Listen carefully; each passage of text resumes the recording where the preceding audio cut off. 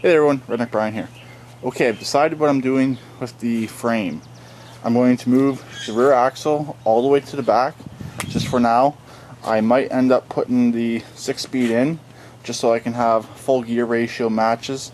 So if I want 5th gear and 4-wheel drive, I can have 5th gear 4-wheel drive. And I'll still have this transaxle sitting around as an extra. So I'm going to move this one all the way to the back for now, just so I can get everything done and taken apart, re-welded, etc., etc. Then what I'm going to do is, after I get this moved to the back, I am going to take out that transaxle and take those tires off, put those tires on the back here, because they sit a little bit higher and will give me a little bit more ground clearance. Then I'll take off this bottom steel rail right here.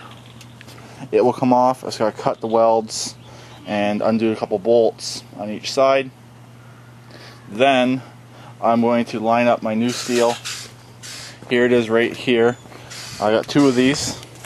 It's going to go from the very back of where the new transaxle is going to sit, just before the bracket, and wherever it lands on the existing tractor.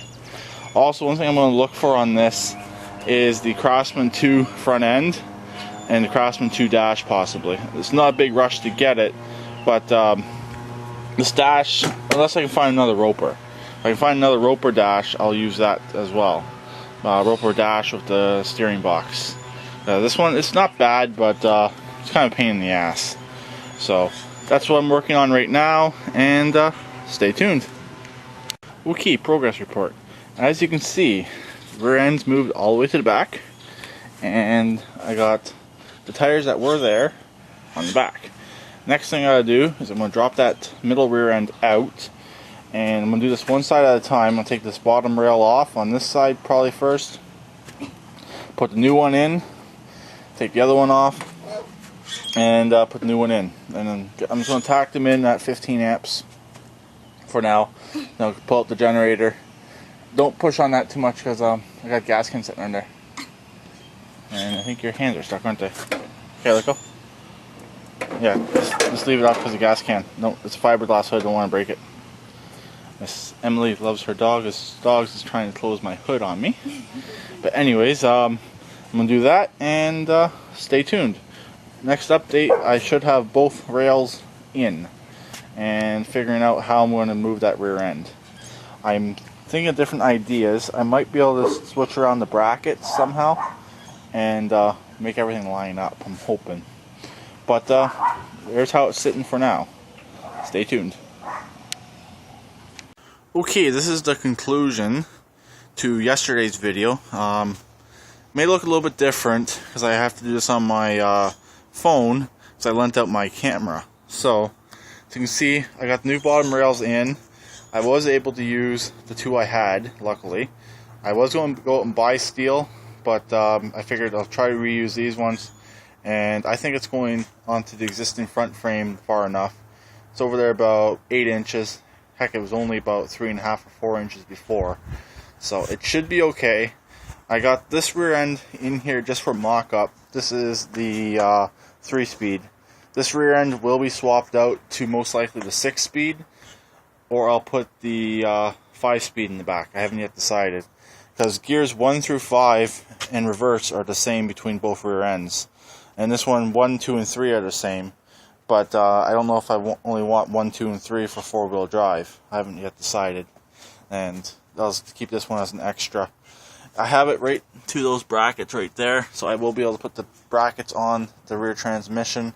Most likely the middle transmission will go probably right here, right where this little bit of steel sticking out. I'm thinking that's where the middle tranny will be welded on.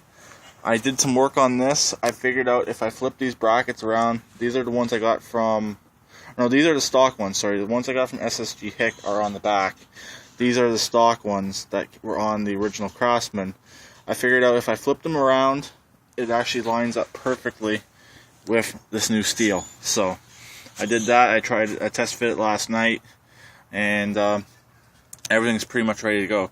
The hardest part now will be finding a long enough belt that will work, or I'm going to have to put a metal or a middle pulley in, both same size top and bottom, so I don't mess up my gear ratio, so I can run it out to the back. Then I can use the stock belt I have on there currently, and then 2 short belts once it gets out back here. So that's the only other thing I'm looking into having to do. Or if I can find a long enough belt that'll go right from the engine all the way to the first transaxle, obviously I'll do that instead.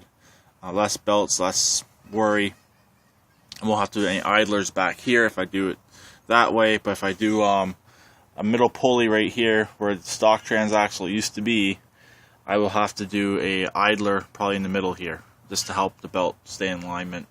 But other than that, it's done for today. Everything's welded. I've only tacked it in on 15 amps. It's starting to rain, so I didn't want to pull my generator out to finish welded in at 20 amps. Also, the only other thing that really has to be lengthened is my brakes. That shouldn't take too much to do, though. What I'll most likely do is cut that bend off there, just before the bend, and that's where I'll weld my piece on, because that bend hooks perfectly into the stock brake lever. So, yeah, that's pretty much it. If anyone has any suggestions, please let me know.